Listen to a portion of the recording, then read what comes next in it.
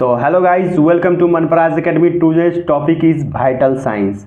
तो vital sign के बारे में आज हम लोग पढ़ेंगे, जो कि मोस्ट इम्पॉर्टेंट टॉपिक है हमारा vital sign.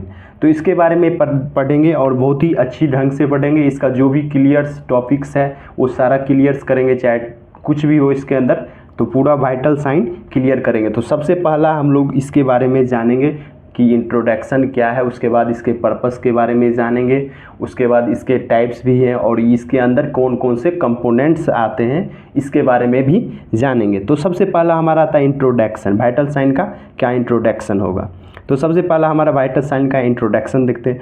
Vital science often called vitals और TPR BP। TPR का मतलब है T से टेम्परेचर, P से पल्स, R से रिस्पायरेशन रेट और BP से ब्लड प्रेशर। तो ये चार माइनली हमारा वाइटल साइन के अंदर आता है। टेम्परेचर, पल्स रेट और रिस्पायरेशन रेट और ब्लड प्रेशर चार आता है। अगर पाँचवा में बात करें तो हमारा आ जाता है O2, जो हमारा ऑक्सीजन सेचुरेशन रहता है वो चीज़ आ जाता है, जो कि हमारा नॉर्मल लेवल होता है 95 से 100% ऑक्सीजन सेचुरेशन। तो उसके बाद हमारा जो इसके अंदर आता है, अगर सिक्स्थ में बात करें तो पेन भी इंक्लूडेड रहता है सिक्स्थ में, लेकिन 5 वाइटल साइन होता है जिसके अंदर से हमारा ऐसे 4 माना जाता है, जो TPR है और BP है, ये चीज़ 4 माना जाता है। ऐसे पाँचवा में हमारा एक जो होता है कि उसको जो ऑक्सीजन सेचुरेशन को जोड़ दिया जाता है तब 5 हो जाता है। और उसके बाद इसका डिफिनीसन देख लेते पूरा। At the most physical measurement of the person life sustaining function they are taken during almost health encounter from hospital check in emergency situation to provide quick snapshot of the overall. मैं आपको समझा देता हूँ, आपको अगर ये लिखना हो तो लिख लीजिए, नहीं तो डिफिनीसन आगे है तो वो चीज़ लिख लीजिएगा, क्लियर रहेगा। डिफिनीसन लिखना हो, इंट्रोडक्शन लिखना हो तो लिख लीजिए, नहीं तो मत लिखिए।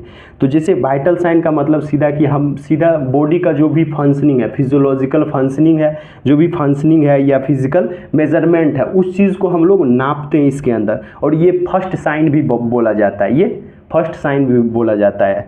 शरीर का एक फिजियोलॉजिकल फंक्शन जिसके अंदर हमारा टेम्परेचर फर्स्ट आता है, सेकंड पल्स रेट नापते हैं, उसके बाद थर्ड जो हमारा आता है रिस्पायरेशन रेट आता है और चौथा हमारा ब्लड प्रेशर आता है। ये चीज़ हमारा नॉर्मल लेवल में भी होता है। अगर पर्सन कोई इलनेस से सफ़र कर रहा है तो उसके अंदर भी हम लोग मेजरमेंट इस चीज़ का करते हैं। और हमारा फर्स्ट इसी को वाइटल साइन को कार्डिनल साइन के नाम से भी जानते हैं।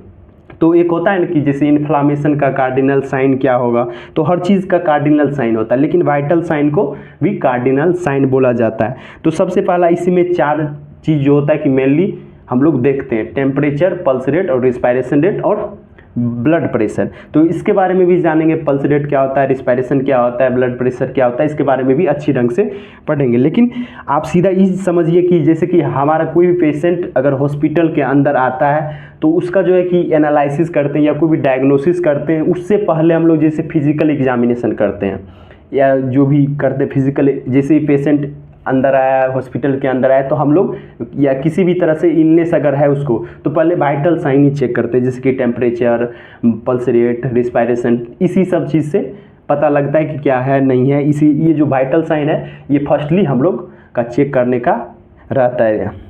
उसके बाद इसके डिफिनीसन को जानेंगे। ये एक तरह से समझ लीजिए कि बॉडी का फंक्शनिंग है, जो कि एबनॉर्मल होने से बहुत सारे दिक्कत आता है। ये एक साइन है, हमारे बॉडी का साइन है, जो कि फिजियोलॉजिकल फंक्शंस पर आधारित है। तो उसके बाद हम लोग जानेंगे अगला जो हमारा डिफिनीसन है। डिफिनीसन के अंदर vital sign is a objective measurable indicators. देखिए, ऑब्जेक्टिव का मतलब है कि ऑब्जर्वेबल, जो ऑब्जर्व किया जा सकता है, जो कि एक तरह से ऑब्जर्व किया जा सकता है। उसके बाद जैसे कि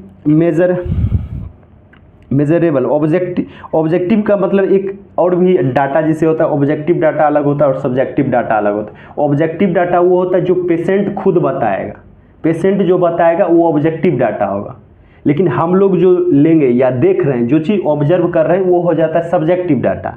लेकिन यहाँ अलग चीज़ है कि जैसे कि किसी भी चीज़ को, जैसे कि vital sign are objective measurable indicators, ये एक तरह से मेजरेबल है, जैसे कि इसको मेजर कर सकते हैं। जैसे कि आप टेम्परेचर को मेजर कर सकते हैं, 98.6 डिग्री फ़ारेनहाइट जो है कि मतलब कि हमारा नॉर्मल टेम्परेचर होता है। यही सेल्सियस में बात करें तो 37 डिग्री सेल्सियस हमारा नॉर्मल टेम्परेचर होता है, तो ये मेजरेबल है। तो उसी तरह से हमारा BP मेजरेबल है, तो 120/80 हमारा नॉर्मल होता है, 70/80 mm of Hg blood pressure हमारा नॉर्मल होता है। उसी ढंग से ये सब चीज़ों जो है कि जैसे ऑक्सीजन का सैचुरेशन 95 से 100 के बीच में हम लोग रखते हैं ऑक्सीजन सैचुरेशन को। तो ये चीज़ जो कि है कि मेजरेबल है, ये एक तरह से वाइटल साइन जो है कि मेजरेबल है। The physiological bodily functions they show well the body is working, how it is reacting to stress, how it is recovering from illness or injury। मतलब ये एक तरह से जैसे कि मान लीजिए फिजियोलॉजिकल पहले ही बता चुके हैं, ये फिजियोलॉजिकल फंक्शन है जो कि हमारे शरीर के अंदर होता है। जैसे टेम्परेचर बढ़ता है तो बॉडी में टेम्परेचर बढ़ता है या फीवर आता है, तो ये फीवर कोई डिसऑर्डर्स या मतलब कोई डिजीज़ कंडीशन नहीं है, ये एक तरह से बॉडी का साइन है जो कि किसी भी इन्फेक्शन हमारे शरीर के अंदर किसी भी तरह का चेंजेज होता है तो उसके कारण से हमारे बॉडी में अगर किसी भी तरह का चेंजेज होता है, कोई इन्फेक्शन इन कर गया या कोई भी पैथोजेंस कोई भी एजेंट्स अंदर जाता है जो कि इन्फेक्शियस होता है, शरीर के लिए हार्मफुल होता है, तो हमारा बॉडी रिएक्ट करता है उस चीज़ के साथ। तो रिएक्ट करता है तो फीवर या किसी भी तरह का स्वेलिंग, इन्फ्लामेशन, ये सब क्या है, एक तरह से साइन है। ये कोई डिसऑर्डर्स वगैरह नहीं है या किसी भी तरह का डिजीज़ नहीं है। तो उसी ढंग से हम लोग एक तरह से जो पे टेम्परेचर है या हमारा मान लीजिए बीपी है या जो भी साइन है, ये एक तरह से हमारा स्ट्रेस से किस ढंग से रिएक्ट करता है। अब कोई स्ट्रेसर हमारे शरीर के अंदर गया किसी भी तरह, मान लीजिए स्ट्रेसर में कोई इन्फेक्शन रख लीजिए या कोई बैक्टीरिया, वायरस, ये सब स्ट्रेसर होगा हमारे शरीर के अंदर जो जाएगा वो स्ट्रेसर होगा, उसको स्ट्रेसर बोलेंगे, जो कि स्ट्रेस काउज कर रहा है। जो स्ट्रेस काउज करेगा उसको स्ट्रेसर बोलेंगे। तो स्ट्रेसर मतलब में इन एग्जाम्पल में ले सकते हैं इन्फेक्शंस, कोई भी पैथोजेंस, ये सब स्ट्रेसर है जो कि हमारे शरीर के लिए अंदर जाएगा तो हार्मफुल होगा। तो वही चीज़ होगा जी कि स्ट्रेसर से हमारा जो रिएक्ट करता है, हमारा बॉडी जो फंक्शन रिएक्ट करता है वो एक तरह से हमारा वाइटल साइन भी रिएक्ट उसमें करता है। वो क्या स्ट्रेस के साथ कैसे लड़ रहा है, कैसे रिस्पॉन्स कर रहा है, उस चीज़ को दिखाता है। तो वही हमारा बॉडी जो फंक्शनिंग करता है। तो एक तरह से समझिए तो वेल डेवलपमेंट, अगर किसी इंसान को अगर मान लीजिए कोई इन्फेक्शन शरीर के अंदर गया, उसको फीवर आ गया, तो ये एक मान लीजिए एक तरफ से या इन्फ्लामेशन, स्वेलिंग या किसी भी तरह की इन्फ्लामेशन या साइन देखने को मिलता है, तो इसको ये भी नहीं बोल सकते कि मतलब कि ये डेंजरस है या फिर ये चीज़ मतलब नहीं होना चाहिए था। ये होना भी ज़रूरी है क्योंकि आपका बॉडी तभी रिएक्ट करेगा जब आपका फिजियोलॉजिकल फंक्शन टोटली कंप्लीटली सही रहेगा। अगर मान लीजिए किसी के अंदर फीवर आया तो कोई भी चेंजेस बॉडी के अंदर आया तो आपका बॉडी रिएक्ट किया उस पैथोजन के साथ या इन्फेक्शन के साथ, मतलब स्ट्रेसर के साथ रिएक्ट किया। तो इसका मतलब है कि स्ट्रेसर के साथ रिएक्ट किया मतलब बॉडी हमारा फंक्शन सही कर रहा है, रिएक्शन सही है। अगर आप मान लीजिए आपके अंदर भी कोई पैथोजन जा रहा है, इन्फेक्शन जा रहा है, लेकिन आपका बॉडी रिएक्ट ही नहीं कर रहा, तो फीवर नहीं आ रहा, लेकिन कोई भी चीज़ मतलब किसी भी तरह का एलर्जी नहीं हो रहा, तो ये आगे जाके समझिए तो बड़ा प्रॉब्लम बन सकता है। क्यों? क्योंकि आपका बॉडी उस पैथोजन से लड़ नहीं रहा है। अगर लड़ेगा तो फीवर्स जैसे इन्फ्लामेशन, स्वेलिंग, मतलब बहुत सारी एलर्जीज, ये सब जो होती है, छोटी वोमिटिंग, नोजिया, ये सब आता है साइन के अंदर, मतलब किसी भी चीज़ का जो कि एक तरह से साइन है, डिजीज़ नहीं है। उसी तरह से ये हमारा वाइटल साइन जो कि नॉर्मल में भी हो सकता है, और अगर किसी भी तरह का स्ट्रेसर हमारे शरीर के अंदर जाएगा तो उसके कारण भी चेंजेज आता है। तो इतना समझ लिए, और इसके बारे में भी आगे जानेंगे। किसी भी देख लीजिए रिकवरिंग इट्स फ्रॉम इलनेस और इंजरी के दौरान हमारा जो भी चेंजेज आता है। उसके बाद इसका पर्पस क्या होगा? पर्पस इसका establish base line to know what normal for that specific patient, मतलब एक तरह से नॉर्मल, ये सबसे पहला जो होता है कि एक तरह से नॉर्मल ये चीज़ है, कोई मतलब ऐसा नहीं है कि कुछ ये नॉर्मल भी हो सकता है और एबनॉर्मल भी हो सकता है। उसके बाद स्पोर्ट्स प्रॉब्लम्स एयरली, और इससे ये भी पता चलता है पेशेंट किस कंडीशन में है। अगर वाइटल साइन, बीपी, किसी भी चीज़ मतलब कोई भी चीज़ नापते हैं तो उससे पता चलता है कि पेशेंट का क्या मतलब अंदर क्या चल रहा है। वाइटल साइन से ही पता चलता है, जो कि मेजरेबल है। मेजरेबल किसी भी चीज़ को मेजर करते हैं तो वो चीज़ उसी से पता चलता है। उसके बाद स्पॉट प्रॉब्लम्स एयरली, मतलब किसी भी प्रॉब्लम्स को हम लोग एयरली डायग्नोसिस कर लेते हैं। मतलब किसी भी मान लीजिए कोई पेशेंट है, किसी भी डिजीज़ से गुजर रहा है, तो उसका जो भी आगे का पोटेंशियली जो कोई आगे काउज करने वाला चीज़ है तो उसको हम लोग एक तरह से ईयरली डायग्नोसिस कर लेते हैं इसके वजह से, मतलब इसके मदद से, वाइटल साइन की मदद से, टू आइडेंटिफाई डिटर्मिनेशन और illness before the becomes the dangerous. कोई भी चीज़ जो भी डेंजरस हो वो उससे पहले हम लोग। उसके बाद monitor progress to see the if treatment, medication और सर्जरी हेल्पिंग द पेशेंट, मतलब सर्जरी के दौरान अगर मान लीजिए पेशेंट के मेडिकेशन के दौरान ये चीज़ हेल्पफुल होता है। क्यों हेल्पफुल होता है? क्योंकि मान लीजिए अगर किसी पेशेंट का सर्जरी के दौरान अगर बीपी हाई है या कुछ भी हाई लेवल है तो उसका सर्जरी रुक जाता है। क्यों रुक जाता है? क्योंकि अगर मान लीजिए नॉर्मल है, जो लेवल में होना चाहिए, किसी भी बॉडी जो फंक्शनिंग है वो लेवल होना चाहिए, और इसीलिए बोला जाता है कि पेशेंट के साथ मतलब थोड़ा सा एक तरह से सही से मेंटेन करे, बातें करते रहे ताकि उसको नॉर्मल लगे और उसका बीपी जो है कि हाई ना हो। अगर छोटा मोटा सर्जरी है जिसे बिना मतलब कि जैसे कि लोकल एनेस्थेटिक दे के मतलब कुछ भी एनेस्थेसिया दे कर यूज़ करते हैं तो उसका मतलब नॉर्मली उसमें करते हैं। उसके बाद प्रियोरिटीज़ केयर, मतलब इसमें to determine no needs immediate helps in the busy settings tries, मतलब कोई भी प्रियोरिटीज़ केयर देते हैं, मतलब जैसे कोई भी प्रियोरिटी जैसे होता है उस चीज़ से पहले मतलब क्या देना जरूरी है वो चीज़ हम समझते हैं। जैसे मान लीजिए अगर टेम्परेचर से रिलेटेड कोई प्रॉब्लम होगा तो हम लोग समझेंगे ना टेम्परेचर किस लिए हाई होगा, किस कारण से हाई होगा। या मान लीजिए ब्लड प्रेशर हाई होगा तो ब्लड प्रेशर एक तरह से ब्लड सर्कुलेशन के कारण आगे कुछ भी चेंजेज आता है, तो उस चीज़ से हम लोग एक तरह से एनालिसिस करते हैं कि क्या चीज़ पहले हमको करना है। बीपी हाई है तो क्या करना है, पहले टेम्परेचर हाई है तो उसके क्या करना, मतलब तो हर चीज़, मतलब पल्स रेट हाई है तो उसमें क्या देखना है। तो हर चीज़ एक तरह से प्रियोरिटी हमको बताता है कि मतलब प्रियोरिटी, फर्स्ट प्रियोरिटी हमारा क्या होगा इसमें, पेशेंट का टेम्परेचर देख के, रिस्पायरेशन रेट देख कर, तो इस चीज़ का फर्स्ट प्रियोरिटी बताता है कि क्या सबसे अच्छा होगा, क्या पहले होगा। उसके बाद हमारा आता है आगे टाइप्स ऑफ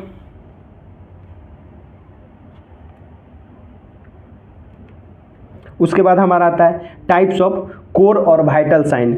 जैसे कि फर्स्ट हमारा, जैसे कि वाइटल साइन का क्या टाइप्स होने, जैसे फर्स्ट हमारा बॉडी टेम्परेचर, उसके बाद मेजर जैसे the balance between heat produced and heat lost by the body, normal 97.8 degree Fahrenheit से लेके 99 डिग्री फ़ारेनहाइट टू 97.8, अगर मान लीजिए एवरेज मानिए तो सीधा होता है 98.6।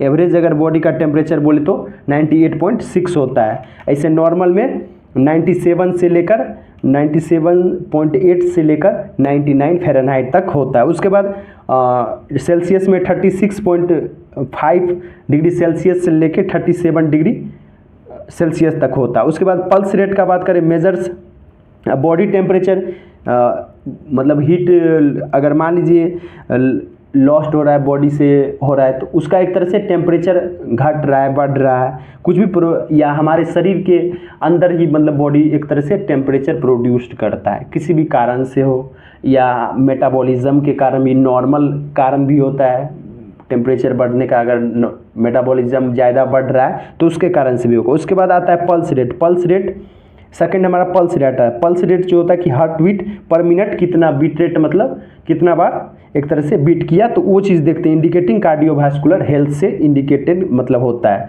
और टेम्परेचर जो होता है कि हमारे बॉडी के फंक्शन में क्या हीट लॉस हो रहा है या हमारे बॉडी में हीट प्रोड्यूस हो रहा है, ये चीज़ को बताता है टेम्परेचर। लेकिन पल्स रेट क्या बताता है, हार्ट बीट को बताता है, कितना बार हार्ट जो है कि पंप किया। उसके बाद normal 60 to 100 beat rate per minute होता है।